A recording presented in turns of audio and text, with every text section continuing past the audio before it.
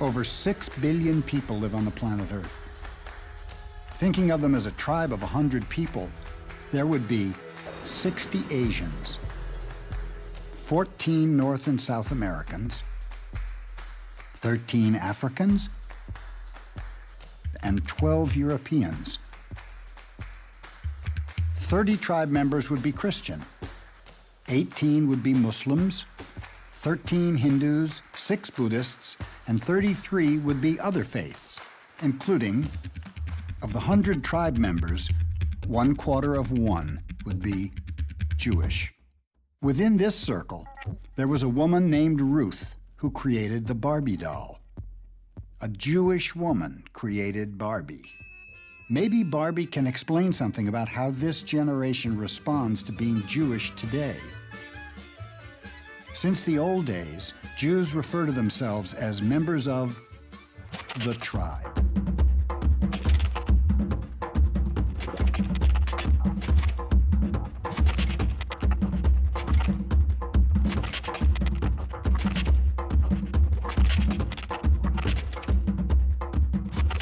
But what does it mean to be a member of a tribe in the 21st century? A tribe is a group of people with something in common. For example, a tribe of hunters, a tribe of gatherers. Tribes can have other things in common, like interests or family. A tribe may have within it a smaller group or subset called sub-tribes. For example, the American tribe includes the sub-tribe of Democrats and the sub-tribe of Republicans, as well as many other sub-tribes. Although sub-tribes may disagree, they remain members of the larger tribe.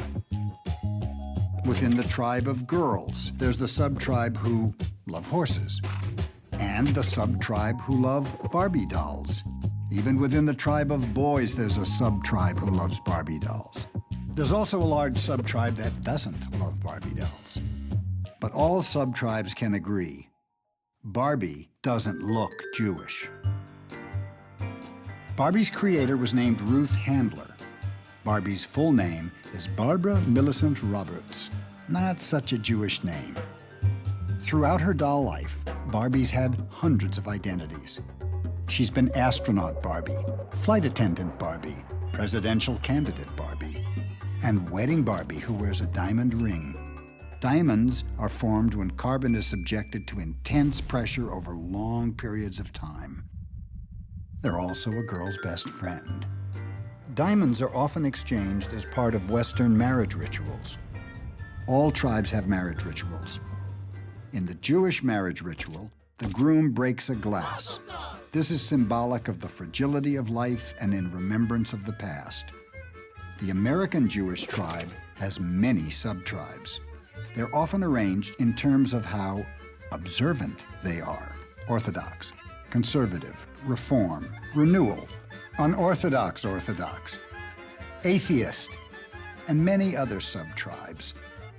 Ultra-Orthodox, Modern Orthodox, Hasidic, Reconstructionist, the Super Jew, the Kabbalahist, the Catholic who's into Kabbalah, the Jubu, the Julu, and the Hindu. Outside of religion, there are many cultural distinctions between Jews. For example, in New York, everyone seems Jewish. While in California, no one does. All American Jews share some things in common, like culture, heroes, and stereotypes. Too pushy, too greedy, too materialistic, too Jewish American princessy. In America, we don't have princesses. We have celebrities. The glorification of celebrities creates a culture of insiders and outsiders. Throughout history, the Jewish tribe has been treated as outsiders. As a result, Jews feel a special empathy with fellow outsiders. Maybe this also explains why they invented a bread with only an outside. Although Jews are often outsiders, when they meet other Jews, they feel like insiders. One might say the essential Jewish perspective is standing outside and looking in. America loves stories of outsiders becoming insiders, insiders becoming outsiders, and quintessential insiders like Barbie. Barbie is viewed as both an icon and as a false idol. There's an old story about worshiping idols. It starts with an idol worshiper named Terah. He had a son named Abraham. One day, Abraham heard a voice that said, "If you believe only in me, I will make the Jews into a great nation and give them a homeland flowing with milk and honey. You just have to do one tiny little thing for me." Abraham married Sarah, and they had a grandson named Jacob. Jacob had a dream of a ladder with angels climbing to heaven. Later, Jacob wrestled with an angel who gave him the new name Israel, which means to wrestle or to struggle. Jacob fathered a daughter and 12 sons that became the 12 tribes of Israel. Later, after Moses led them out of Egypt, the Jews got impatient and started worshiping an idol. Moses lost his temper. They weren't supposed to worship idols. However, going to sunny places to worship idols is a hard habit to break. Idolizing Barbie began in 1959.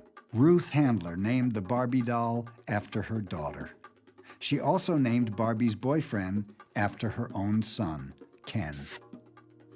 The Barbie doll was hugely successful. Ruth then discovered she had breast cancer and left Mattel, the toy company she co-founded. Surviving cancer, she then went on to found a prosthetic breast company, thus making 2 fortunes from plastic boobs. Barbie's anatomy is highly exaggerated. If a real woman had Barbie's dimensions, she couldn't stand up. Walking upright on 2 legs is a skill that primates acquired in what the archaeologists call the Pleistocene era. The first records of Jews were found in Egypt in 1300 BCE. Some archaeologists believe ancient Egyptians called Jews Habiru, which means strangers. Wherever Jews went, they alternated between prosperity and persecution. They weren't allowed to own land and were often uprooted, so it was difficult to carry material possessions. They developed portable identities and rituals. They were forced to choose professions they could take with them, like money lending and stone cutting. When Jews had to leave, diamonds were often essential to survive. They hid them in their clothes and in their teeth. Because Jews were strangers, outsiders, and mobile, they were often blamed and scapegoated. The idea that these outsiders might get inside often led to false accusations, persecutions, and murder, forcing them to disperse again. This dispersion is called the diaspora. Without a homeland, the Jewish tribe was on the margins for thousands of years.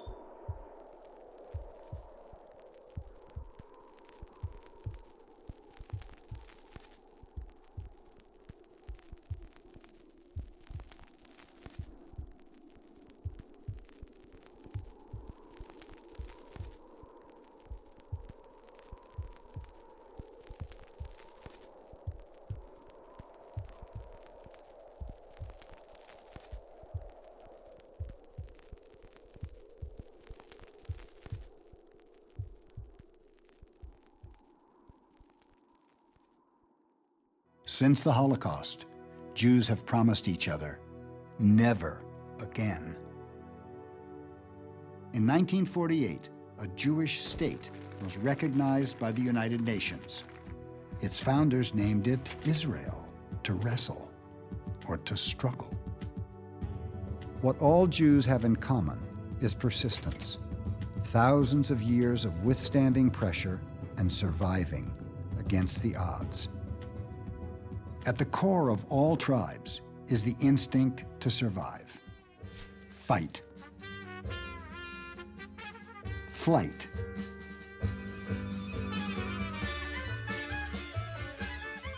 Blend in, just like Barbie. When Jews first arrived in America, they also blended in. They changed their names, and sometimes their appearances. Ruth Handler's father fled persecution in Poland and came to America in 1907. Ruth Handler modeled the first Barbie doll after the German Lily doll, a sexy toy for men that became popular after World War II. Ruth brought this Aryan ideal of beauty to America, changed her name, and achieved the American dream. Maybe Ruth instinctively knew that Barbie would not only survive, but prosper. And prosper she did. Over 1 billion Barbie dolls have been sold. That works out to around 77 Barbie dolls for every Jewish person. And today there's a sub-tribe of American Jews who grew up with Barbie in an assimilated world. But things have changed. The idea of assimilation is being challenged. American Jews live in a multicultural world where cultures now circulate and intermix freely. And this new freedom allows them to redefine and reclaim their connection to tradition. These Jews like to remix music,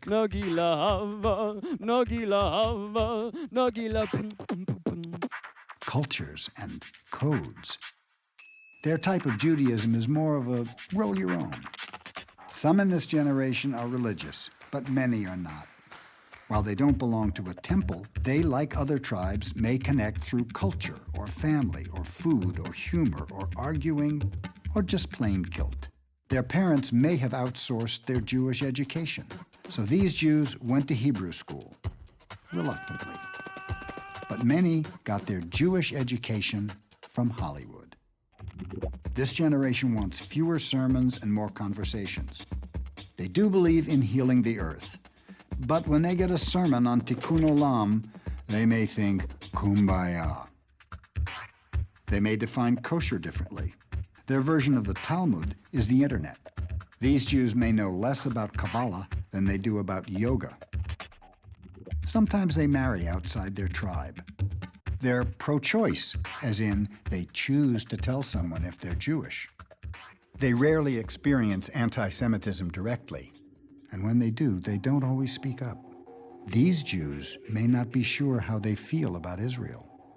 To their parents, Israel was clearly heroic. For today's young Jews, things may look less clear. When speaking to those who aren't Jewish, they may defend it, but internally, they may be unsure. They can believe in Israel and not agree with all of its politics, just as they can believe in America without agreeing with all its politics. Among their Jewish friends, they don't really talk about it. They are part of a whole generation with portable identities and professions, and they have many names for themselves. A cultural Jew. There's the culinary Jew. Some Jews say, I'm an agnostic. Or, I'm an American. Or, I'm Jewish. Jewish, yeah. Or, I'm a feminist. Or, A Jewess. Or, I'm unaffiliated. Or, I'm a bad Jew. Or, I'm a bad Jew. Some who, rather than saying that they're a Jew, they might prefer to say they're Jew-ish. Before answering, they may ask, Who wants to know? Are you Jewish? And for both outsiders and insiders, Jewish identity can be perplexing. You're Jewish? Wow. You don't look Jewish. You don't act Jewish. And he says it in this tone that sounds like he's complimenting me. And I say nothing. I say nothing when which combined with a flirty smile translates to thank you. I say nothing because I'm drunk on denial coladas. I say nothing because I got a contact high of someone's anti-Semitic crack pipe. I say nothing because somewhere along my life's graph, I've been swayed to believe that being Jewish is not too cool, not too sexy. I say nothing because I'm in a deep sleep, a snow-white coma, destined to meet my prince 5 years later in the form of stone in Jerusalem named the Wailing Wall. Our lips press, flesh to cool granite. I place folded paper with written prayers for the dead in a nook. In a nook in the wall next to a woman with concentration camp numbers tattooed on her forearm. Surrounded by fervent praying and bodies swaying, I am far more awake than I ever thought possible. I suddenly remember the exodus of the Israelites, and I walk barefoot from the wall in the desert to the bar. Bartender, tell me I don't look Jewish. Tell me I don't act Jewish, 'cause I'm thinking, I'm saying, what does Jewish look like to you? 'Cause I'm the Hebrew mamita, long-lost daughter of Abraham and Sarah, the sexy oy-veying, matzah-eating, chutzpah-having, non-cheaping, non-conspiracizing, always questioning, hip-hop listening, Torah scroll reading, all people loving, pride-filled Jewish girl. Bigging up all people who are a little miffed because someone tells you you don't look like or act like your people. Impossible, because you are your people. You just tell them they don't look, period. Each generation wrestles with old questions in new ways.